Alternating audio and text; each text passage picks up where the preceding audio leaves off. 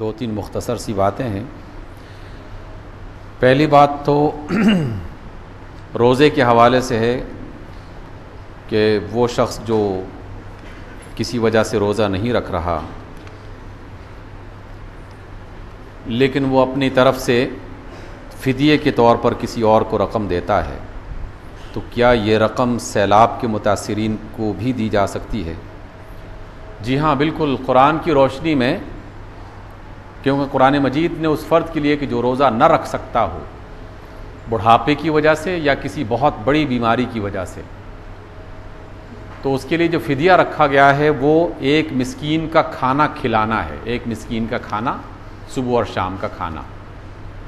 اس میں یہ بات جو معروف ہے وہ ہماری طرف سے کہی گئی ہے کہ اسے روزہ رکھوایا جائے، کیونکہ ہم یہ سمجھتے ہیں کہ جو بھی مسلمان ہو اور غریب ہو اس نے روزہ تو رکھنا ہی ہے، اس لیے اس کو روزہ رکھوا دینا یہ ایک جملہ عوام میں پھیلا ہوا جملہ ہے، وگرنہ قرآن مجید میں یہ نہیں کہا گیا کہ تم روزہ رکھواؤ گے تو فدیہ ہوگا۔ قرآن میں صرف یہ کہا گیا ہے کہ اگر کوئی شخص روزہ نہیں رکھوایا اور وہ نہیں رکھ سکتا تو وہ اپنے بدلے میں کسی مسکین کو کھانا کھلا دے۔ اور اس وقت سیلاب میں جو لوگ بھی مبتلا ہیں یقیناً انہیں مساکین کہا جا سکتا ہے ہر اعتبار سے۔ رسول اللہ صلی اللہ علیہ وسلم نے مسکین کی جو ڈیفینیشن بتائی ہے اس کے اعتبار سے وہ سب مساکین ہیں، ان کو وہ رقم دی جا سکتی ہے جو کسی فرد کی طرف سے فدیے کے طور پر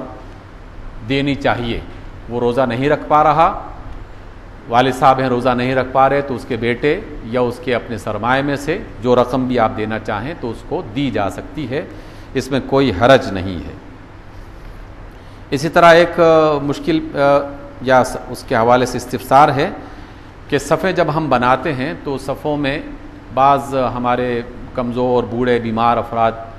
وہ کرسیاں رکھ کے بیٹھتے ہیں، تو انہیں کرسی کیسے رکھنی چاہیے؟ کیا کرسی صف کے ساتھ جہاں پر سب لوگ کھڑے ہوئے ہیں اسی صف کے ساتھ کرسی جوڑ کے رکھنی چاہیے،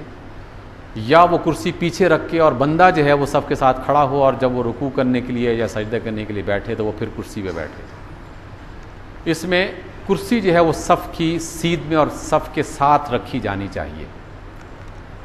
کرسی صف کی سیدھ میں جہاں سب لوگ نمازی کھڑے ہوئے ہیں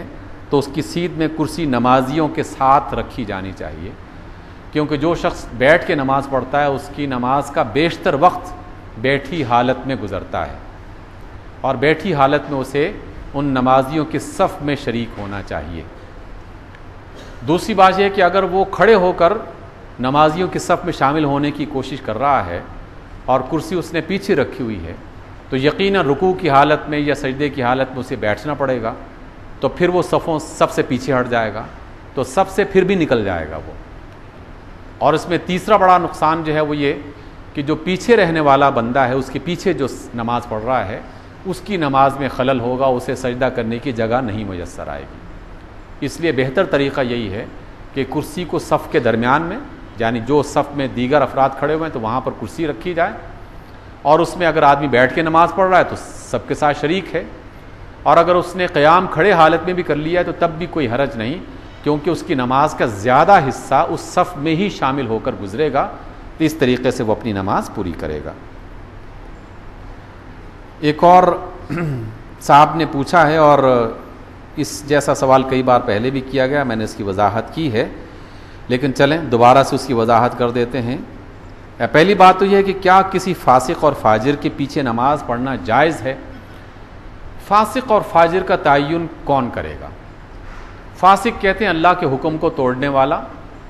فاجر کہتے ہیں گنہگار۔ اگر کوئی شخص کسی بستی میں کوئی شخص ایسا ہے جو قرآن کی تلاوت بہت اچھی طرح جانتا ہے، قرآن کو بہت اچھا پڑھ سکتا ہے، قرآن کی تلاوت بہت بہترین انداز میں کرتا ہے، اور نماز کے احکام سے بھی وہی سب سے زیادہ واقف ہے، لیکن وہ اپنی طور پر کچھ غلطیوں میں خامیوں میں مبتلا ہے، تو اس کے پیچھے نماز پڑھی جا سکتی ہے۔ لیکن اگر اس بستی میں کوئی ایسا فرد ہے جو قرآن بھی اچھا پڑھنا جانتا ہے، نماز کے احکام بھی اچھی طرح جانتا ہے، اور وہ تقوی کے اعتبار سے بھی اس سے بہتر ہے، تو پھر اسے امامت کروانی چاہیے اور اس کے پیچھے نماز پڑھنی چاہیے، ٹھیک ہے۔ اور اگر کوئی شخص ایسا ہے کہ جو تلاوت بھی اچھی کرتا ہے، تقوی میں بھی بہتر ہے، لیکن ایک بندہ اور ہے کہ جو تقوی، تلاوت اور اس کے ساتھ ساتھ علم میں بھی بہت اس سے بڑھ کر ہے، تو پھر امامت کا حق اس کا بنتا ہے۔ یعنی یہ جو درجہ بندی کی گئی ہے اس میں نماز کی بنیادی جو شرط ہے، نماز کے لیے، امامت کے لیے جو بنیادی شرط ہے وہ اس کا ہے قرآن مجید کا اچھا پڑھنا۔ اگر اسے قرآن مجید اچھا پڑھنا نہیں آتا لیکن وہ ہے بہت متقی آدمی،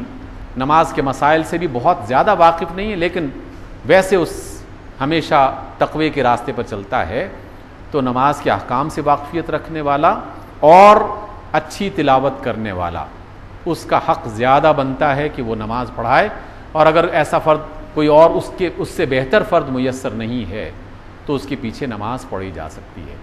دوسری بات کہ جب آپ کسی مسجد میں جاتے ہیں نماز کے لیے تو ہماری بستیوں میں اور ہمارے شہروں، جگہوں، مقامات پر اللہ تعالیٰ کے فضل سے ہزاروں مسجدیں ہیں، آپ کسی امام کے بارے میں مکمل تفتیش نہ کر سکتے ہیں اور نہ ہی آپ کو اس بات کا مکلف بنایا گیا ہے۔ اس کی مجبوری آپ کو دی گئی ہے کہ لازماً آپ تلاش کریں، تحقیق کریں کہ یہ بندہ کیسا ہے، امام صاحب فاجر ہیں، فاسق ہیں، متقی ہیں، کیسے ہیں۔ اس بات کی تحقیق اور تجسس کرنے کی ہمیں کوئی ضرورت نہیں ہے۔ اللہ تعالیٰ نے ہمیں اس بات کی تکلیف میں مبتلا نہیں کیا، اس لیے آپ جس مسجد میں داخل ہوں اللہ کے لیے اللہ کی نماز ادا کریں بغیر کسی پریشانی کے۔ جو شخص بھی امامت کروا رہا ہے اس کا تعلق کسی مسلک سے ہے، بس صرف یہ دیکھنا ہے کہ وہ مسجد اللہ کی ہے، اللہ کے بندے نماز پڑھ رہے ہیں، مسلمان ہیں، مومن ہیں، اور اللہ کے بتائے ہوئے طریقے کے مطابق نماز پڑھی جا رہی ہے، بس یہ آپ نے دیکھنا ہے اور اس کے پیچھے آپ نے نماز پڑھ لینی ہے۔ ایک اور ضمناً یہ بات کہی گئی ہے اور یہ شاید بہت سارے افراد کو بات کھلتی ہے اور بہت سے افراد کو یہ بات پریشان کرتی ہے کہ جناب داڑھی کی مقدار کیسی ہونی چاہیے امام صاحب کی، کیونکہ بدقسمتی سے بر صغیر میں اسلام کی بنیادوں کو صرف اس کے ذریعے سے ماپا جاتا ہے کہ یہ بندہ کتنا مومن ہے، کتنا اچھا ہے، اس کی داڑھی کی مقدار کی وجہ سے اس کو دیکھا جاتا ہے۔ اس کے حوالے سے میں ایک آسان سا چھوٹا سا نسخہ بتا دیتا ہوں، اور وہ یہ ہے کہ جس حالت میں مقتدی کی نماز ہو جاتی ہے اس حالت میں امام کی نماز بھی ہو جاتی ہے۔ اگر مقتدی کے لیے داڑھی صاف کرنا آپ اس کے لیے کوئی زیادہ پریشانی کا اظہار نہیں کرتے تو مقتدی کے لیے بھی زیادہ پریشانی کی ضرورت نہیں ہے، اس لیے کہ رسول اللہ صلی اللہ علیہ وسلم نے امام کے لیے جو بنیادی شرط رکھی ہے اس کا مومن ہونا، اس کا قرآن مجید کی اچھی تلاوت کرنا، اس کے نماز کے احکامات سے اچھی واقفیت رکھنا، اور پھر اس کے بعد کیٹیگری بناتے ہوئے اس کے درجہ بندی میں اس کا تقوی، اس کا علم، یہ بات کی باتیں ہیں۔ اور اس میں یقیناً کچھ افراد کو اس بات کی سہولت بھی دینی چاہیے کہ جنہیں اللہ تعالیٰ نے سر سید احمد خان صاحب کی طرح بھرپور داڑھی نہیں دے رکھی